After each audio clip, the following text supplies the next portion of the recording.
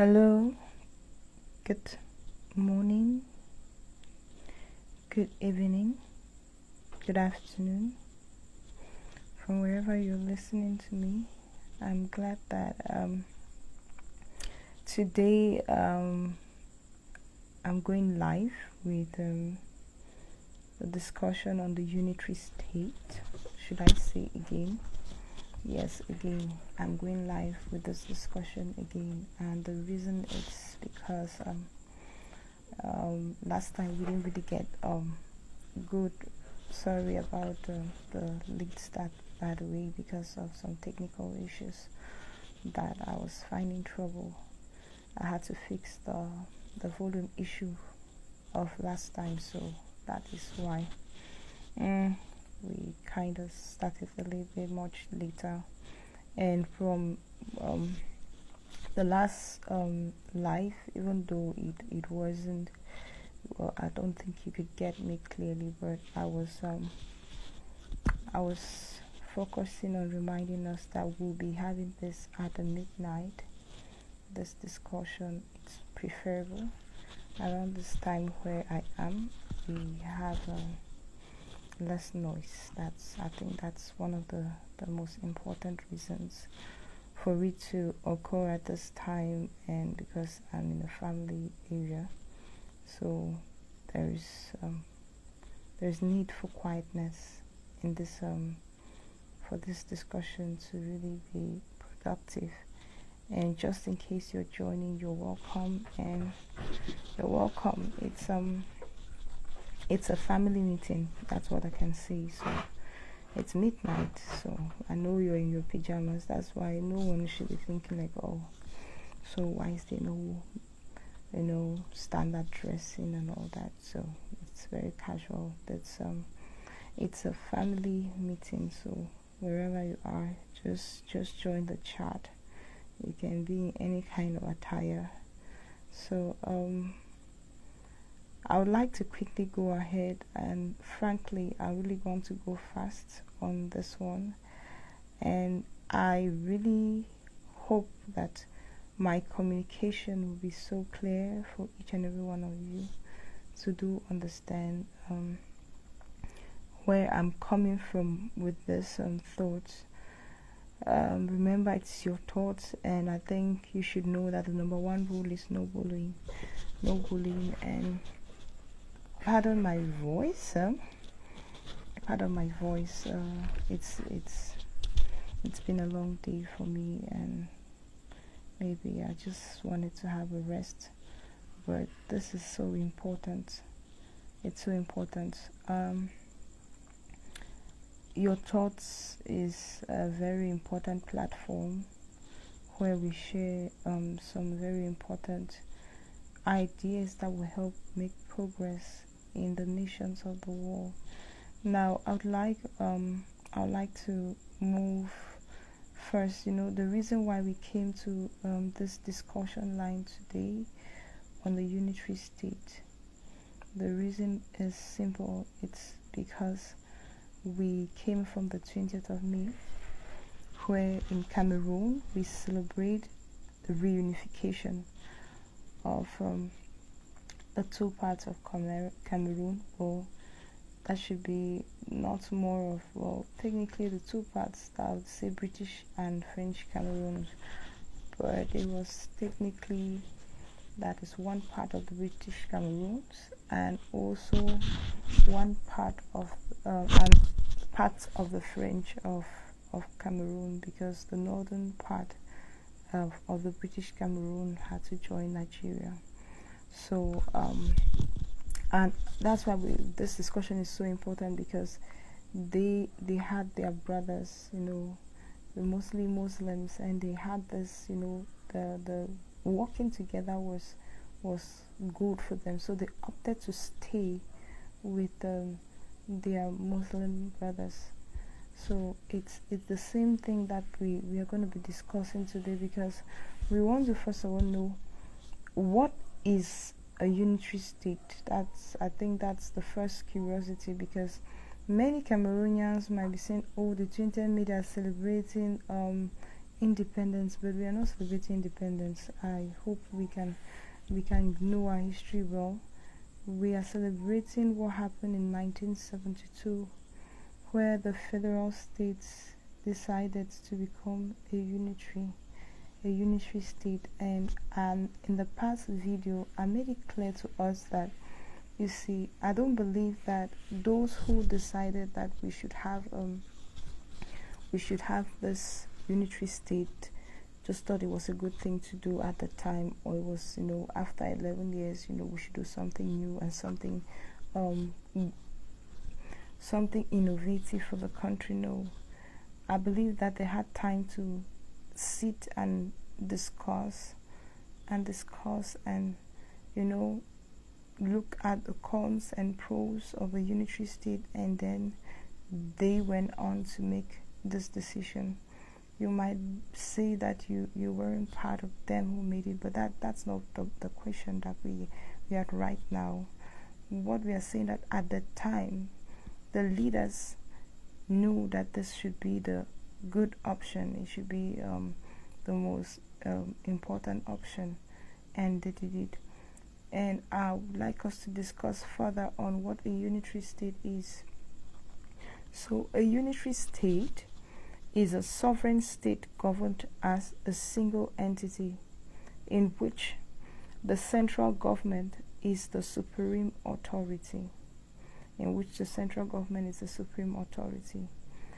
And the central government has this ability. It has the ability to create or abolish administrative divisions. That is to say that the central government has the ability to give power or take power from should I say peripheral government, local governments and all that. So it has the ability. And so we see, like in Cameroon, we have our central government, then we have regions to which the central government has given power to the governors, to govern that region. And within that region, he has also given powers to, the divisional officers, the senior divisional officers. Also, we have mayors. Yes, we do elect our mayors, but obviously they must be approved either ways, because if there is not quite, the central government has the ability, if someone is not working quite to the promotion of their ideals. In a unitary state, the central government has the power to that is to remove their authority per se.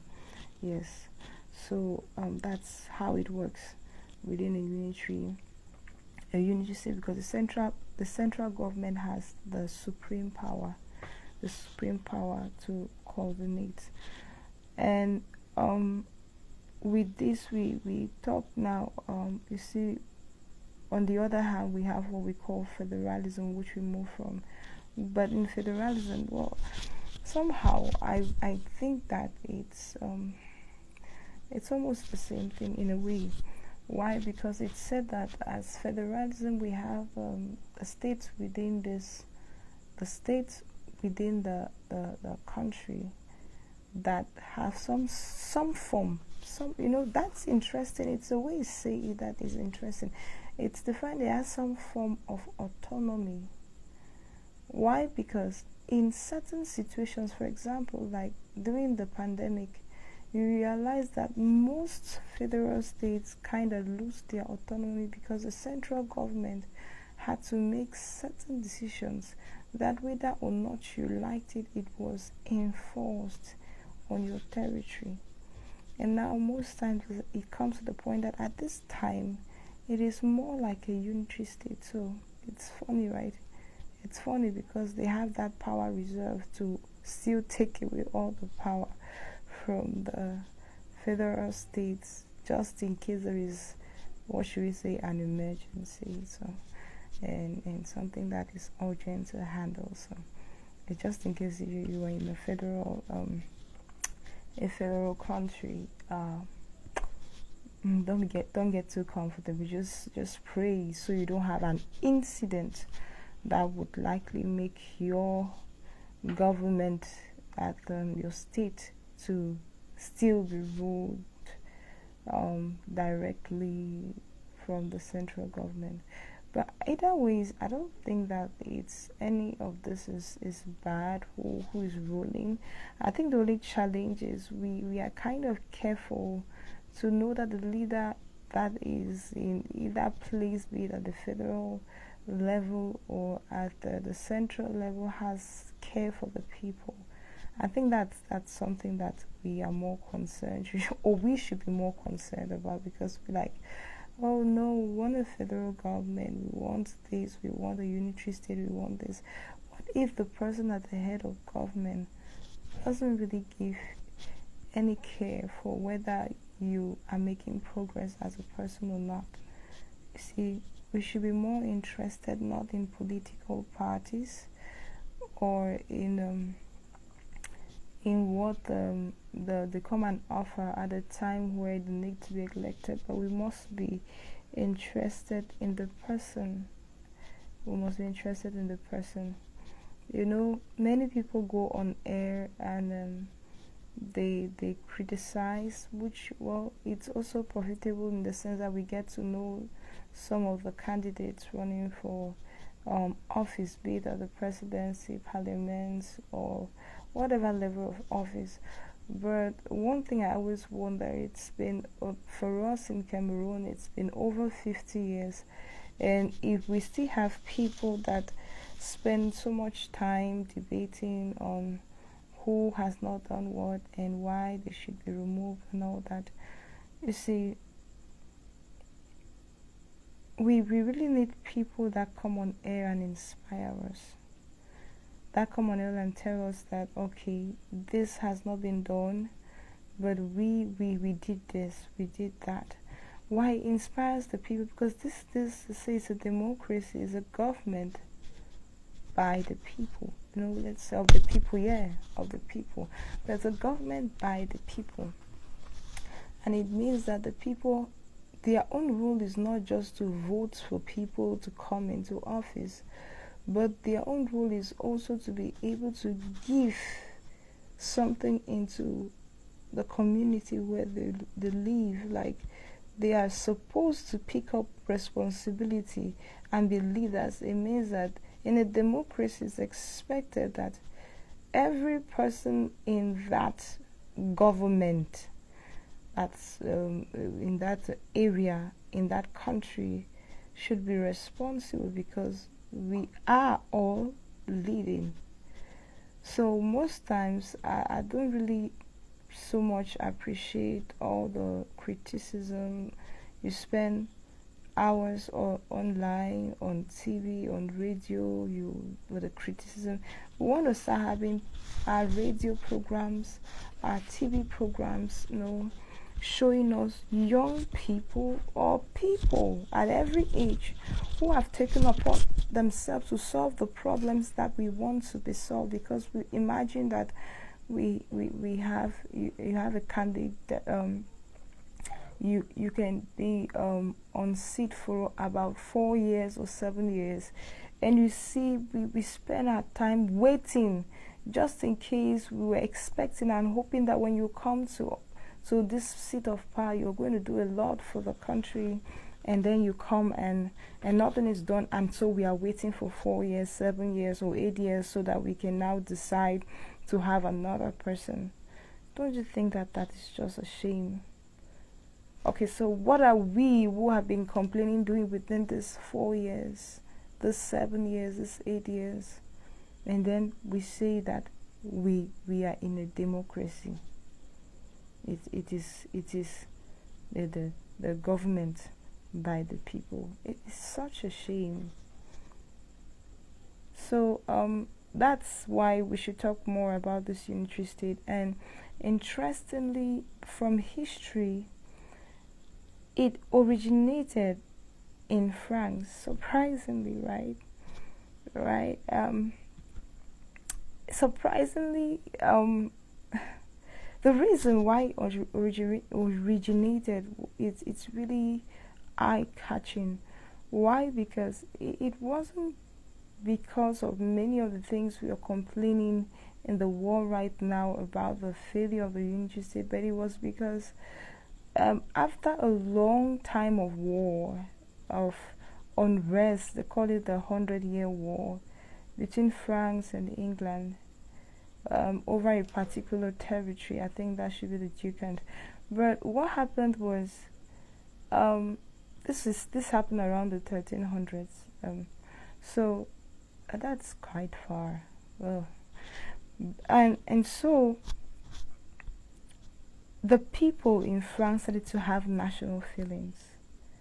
They started to have national feelings, just wanting to belong together with those that know they are from the same, should I say lineage, or should I say they have the same history together. And so this is what happened.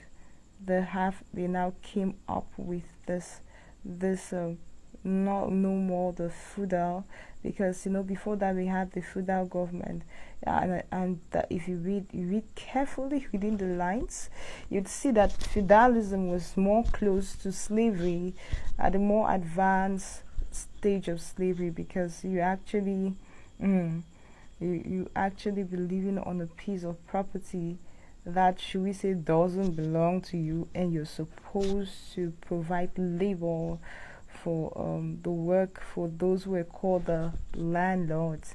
So now being interesting, I was just like, okay, that means that when we say I have a landlord, it has a lot to say.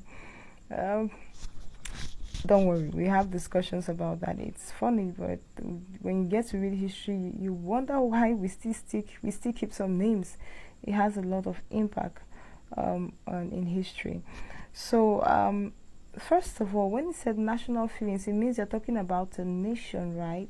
So I just thought to bring out the definition of a nation, because most times the word nation and the word country, we use it interchangeably. We just, obviously some of you really think that they're the same thing, but they're actually not the same thing. When you get to read the meaning, you would use them rightly. So it says that a nation, I'll just go ahead and read what I did scribble out. A nation is a large body of people. Surprise you. A nation is a large body of people. United. This body of people are united by a common descent. They are united by a common descent, and a common history, culture, or language, and they inhabit a particular country or territory. Sorry, I had to really get to read that because I kind of wrote that a little bit tiny. So the nation is a large body of people united by a common descent, history, culture, or language. So you can now start finding yourself. And they inhabit a particular country or territory. So now we're interested to find out, so what is a country? So a country is a distinct territory with defined borders, people, and government. So a nation is a people. A country is a territory. And that's such a shame. Why? Because we start making to ask yourself whether you're a nation or you're a country. And it also made me to start thinking about federation. Federation more likely puts the people as a country. not a nation. So it would likely put a federal body or federal government. It will be likely nations within a country, because most states are people of the same descent, culture. So that will be nations, which are now states.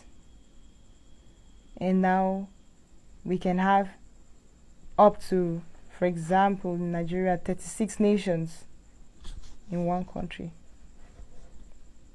Because the country is just about the territory. It's interesting. The more you look at the definitions, the more you see the level of chaos in the things that we have pre-established as systems, because we will now understand why things don't really work, because nothing good would come out.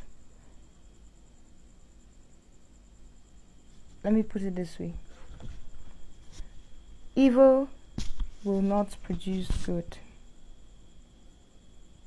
Evil will not produce good.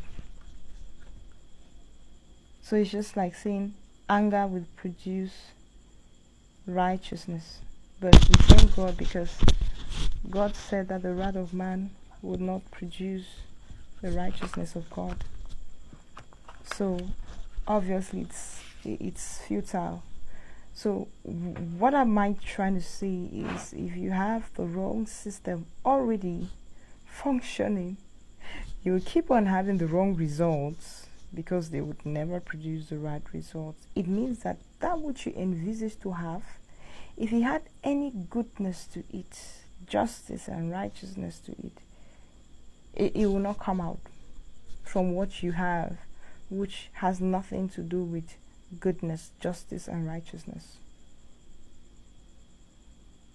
That's how serious it is. Okay, I would like us to talk more about this unitary state. We've already pre-established that the unitary state or government is a form of government that is a sovereign government, having the power as an entity to push through authority throughout that territory. So how did it move from France to every other place? Of course, it was a very good idea, because it came out from a good place. People wanted to have the feeling of togetherness, being with their brothers, as they said, after a long time of war. They wanted to be among theirs, and they preferred to set up this form of government that is going to be productive. So once they got stable, France further pushed this form of government through conquest. It means if they conquered you as a country, a people, they implemented this same government within your own place. And the other way that they got to implement this unitary state form of government was through colonialism. So every other country that they were colonial masters to had to function as a unitary state. Now, when we talk about how it was formed, this is how it was formed. I think in a subsequent video, what we'll do is to try to we're going to try to get the process.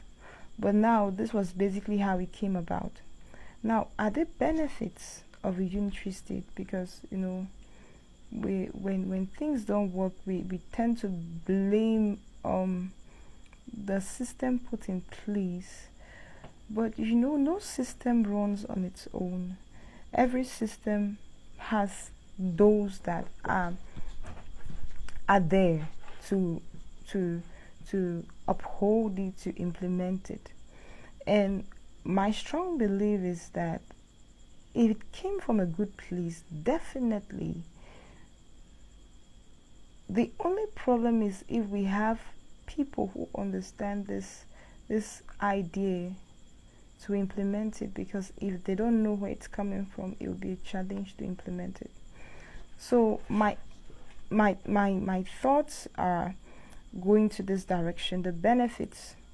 The first thing is what a unitary state or this kind of government does is to encourage nation building, because we already said that it came from a place where there was this national feeling that came up. People, as we said, a nation is people of the same descent, culture, language. They have the same history. Very important, because some people will be so focused on the language and the culture and all that, and they forget about the history. Remember that if you read the history of Cameroon, most of the tribes, the ethnic groups you see, they broke forth from sons of the same royal palace that decided to move a little bit apart. Some of them was because of one reason or the other, and some people got to click together because of maybe some conflicts, and they found a reason, a relationship. History somehow is more focused on relationships, why they existed and why they didn't exist at one point. So that's just it. So what a unitary state, one of its benefits is to encourage nation building.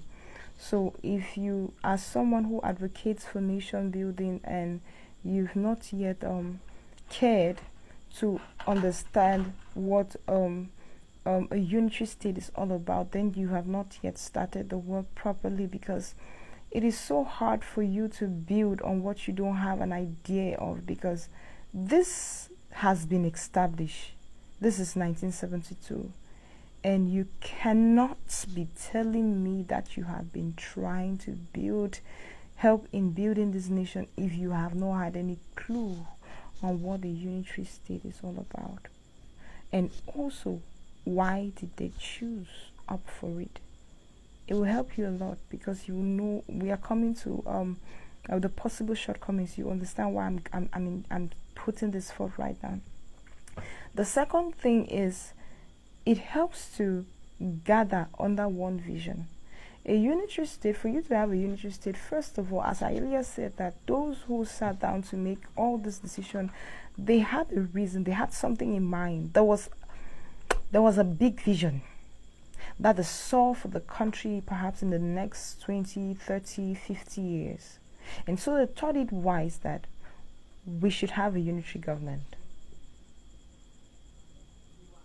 We are going to discuss about that in our upcoming discussions. So, this vision, if you're a leader, especially in Cameroon, because remember that this all came up because of the 20th May celebration in Cameroon, the first thing that should be on your mind is, first of all, an understanding of a unitary state. Because if you're a leader, it means you are interested in nation building, because whether you're building people, you're building businesses, you're building the economy, whatever it is, you're building this nation, this people. Remember that we said the nation is a large body of people. So if you're focused on the land, you see, if there is no people, there's actually no country technically, because the lands will be bare. It's the people who give that place an identity. So you must focus on nation building, the building of the people. Then the second thing that you must be interested in is the vision of the people. And that's why we have to come back to when there was this unitary state. What was the vision of the stakeholders, those who sat down to draw up every single idea? What was the general goal? Because there must have been a compromise. in this unitary state issue, it's about a compromise, because two cannot work together. The Bible tells us, without a compromise. What are you willing to give up, or what are you willing to do for this to work? So each of them answered this question, and they sat down and drafted this, and everybody was happy. I think just maybe it's because at the long run we say some things weren't implemented that were said, but that's the challenge. You see, two cannot work together if we have already this feeling of mistrust. Yes, because one thing to help you two people produce or bring to reality a vision is that they must first of all have integrity. They must have integrity, and then what they must also have is mutual respect and honor for each other. So you must respect one another, because you must respect my opinions, you must respect my values. You know, for me to work with you, you must have that. And then you must honor me. You know, you treat me not just with respect, but you regard my work. You also have to have this goodwill of celebrating me. So, and then the third thing, very important, is integrity. I shouldn't have in my mind that I can't trust you, that when we are done making this, you will just turn around and stab me. So, you know, these are the kind of things that prevent any coming together to be productive, when there is absolutely mistrust between the parties, especially in integrity. As a leader, one thing that should govern you is my yes is my yes, and my no is my no. Now, the Bible tells us that in between that, the remaining one comes from the evil one.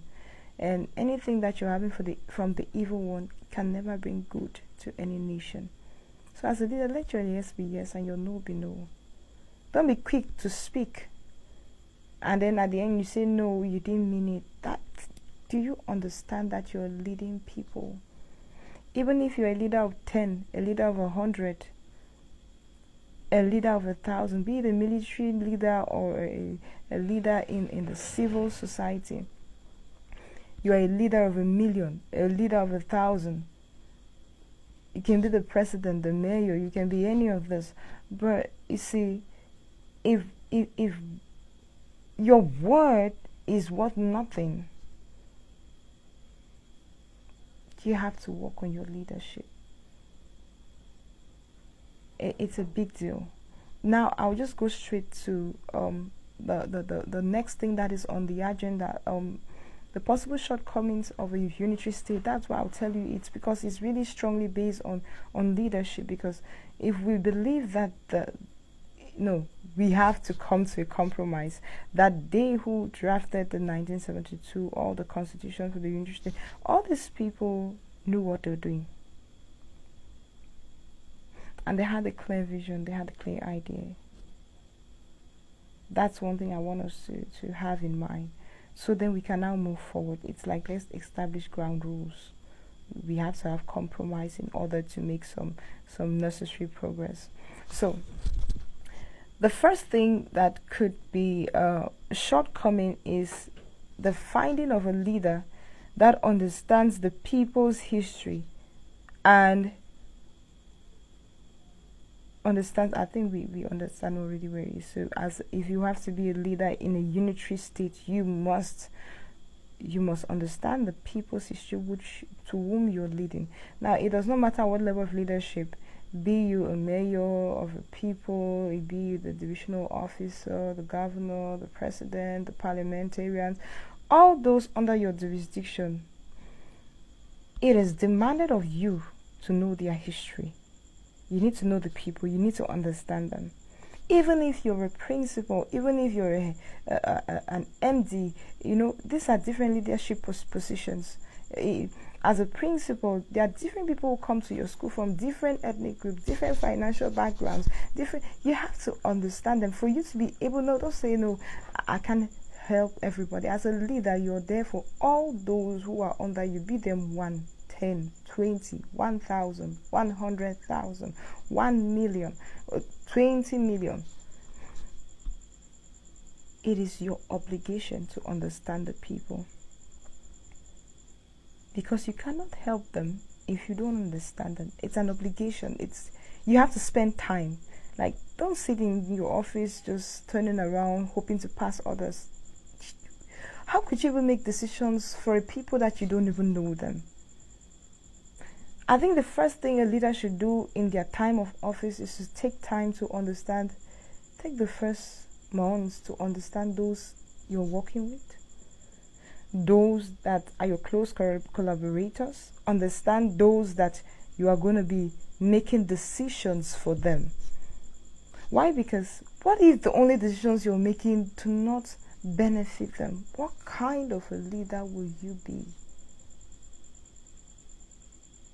A leader that is tolerated and not celebrated?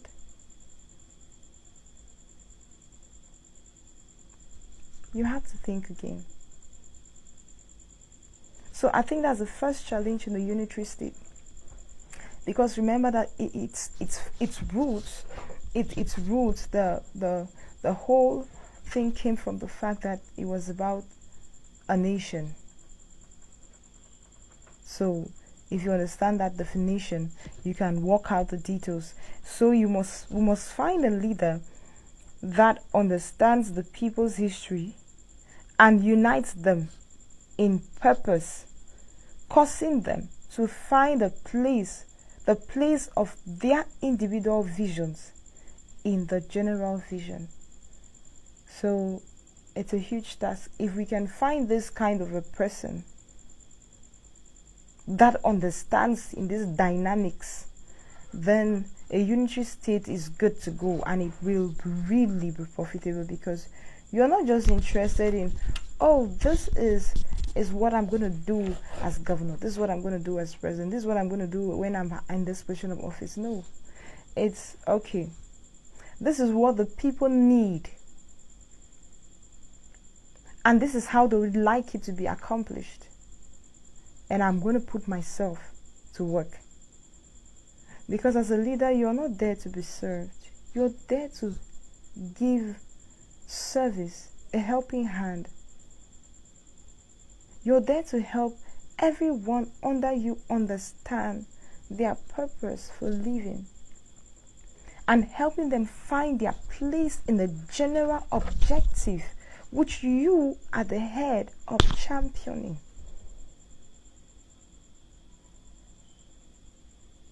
If you fail to do that, you have people who would have gone through, your nation's children have gone through school for over maybe 20, 15, 16 years of their lives, and they really don't even know what to do with their lives. After they get the certificate, they are more confused than when they didn't have the certificate, because they don't even know their purpose in this place, be it the nation or the country. They don't even know where they should function. They don't know what they should be doing. It is your job as a leader to make sure that everybody under you. You see, there's something I always say concerning an employer. An employer's business is not just to, I know many people spend time doing micromanagement. They want to follow up everything, every detail. It's nice. But as an employer, first thing you want to do, that's why we have human resource. Before you employ somebody, you want to find out if they understand your vision. And you must also find out if they understand how to be productive to that vision. If they can fit that. You must not spend time doing the work which you have assigned them to do. You need to spend time making sure that they become more productive. They are comfortable. They enjoy their working conditions. Why? Because if you are concerned about them and you make them to grow, in turn, they will grow in their productivity, and then your business will grow because you are not the accountant. So you look for someone with the skills of an accountant. You don't start doing the job of an accountant. You make sure that the accountant is always optimized.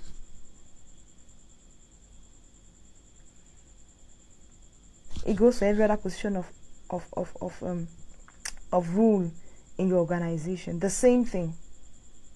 Most times employers spend their time so much trying to do the job of those that they employ to do, and at the end of the day, when it comes to payment of salaries, you have a big problem. Why? Because instead of you knowing in your mind that those people that are working so hard for you at the end of the day will require financial sustenance for their own personal lives, you're not quite interested in that. You're interested so much in your business, but the business is actually carried on the shoulders of those that you have employed. So the best thing you can do as an employer is, while they are doing the work for which you have called them to do, you should spend time making sure that you are looking for means for them to have a comfortable life. You will not expect them to work under harsh conditions and be very productive. You have become a slave driver. And you see, that's why I said one of the challenges of a unitary state, a government, a state, is because of the basic understanding of the vision, and also a leader who understands the people. It's the same thing, the same line of understanding for those who are employers. You must understand those you are working with, because most times leaders always say they have those who are working with them have to understand them. Are you sure? Yes, they have to understand you in order to work with you. But it lies bulkily on you. You must understand them in order to help them be productive. And then they'll be profitable to you. And it will even encourage them to want to even know you more. Why? Because when people belong to a particular place and suddenly they feel that they are underappreciated, in the sense that if you appreciate somebody, you will show a level of concern and care for their well-being. It's basic knowledge, a basic understanding. And so when they don't feel that is happening, suddenly their focus shifts. You know, it's very important to know that as a president, as a governor, there is a vision for your area of the jurisdiction.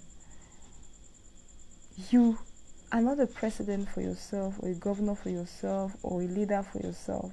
It's for the people. And therefore the people should be willing.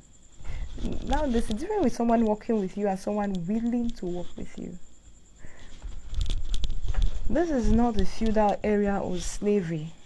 So generally people do things by their own volition in this era where we are, in this form of government.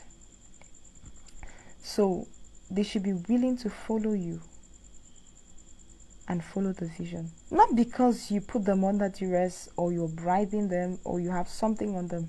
No, because they know that you are the one who is going to promote the lives of not just them, but also of all those who are in that area. So it's important. So that's one of the shortcomings of a unitary state. Can you find someone who has those qualities of understanding the people, and then helping them to bring them under one purpose, understand one vision, and then they find their individual visions in that vision. If you can do that, then congratulations. You are going to be doing a great favor to the community where you are. The next challenge is to ensure that decentralization does not fail. Why? Because most of the unitary states, what they do is the system is decentralization. It means they give some power to the local areas, local communities. So if it fails, then the whole issue has failed. That's why I say it comes from the leader understanding his people. A wise leader will know who to send to a particular area. You must understand why do people do the things they do? Why do they say the things they say? Why do they react or respond the way they do? Why don't they participate effectively as they should? Because just give an example of the terrible road conditions in certain areas. If you are in Cameroon, you know. There are some areas that the dust there, in fact, it's amazing. It's amazing how there is so much neglect in some areas. But the question is, there is already a decentralized system. Now, if you are maybe the mayor of the area, you should be thinking about how to make it good, because of course you can blame, oh no, the government has not given funds. If you understood the people that you are working with, the first thing is to organize them and make them productive.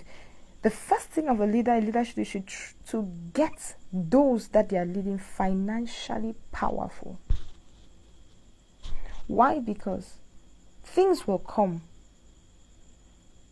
Things will come. You know, it might not be then that you're seeing, but you should visualize the future.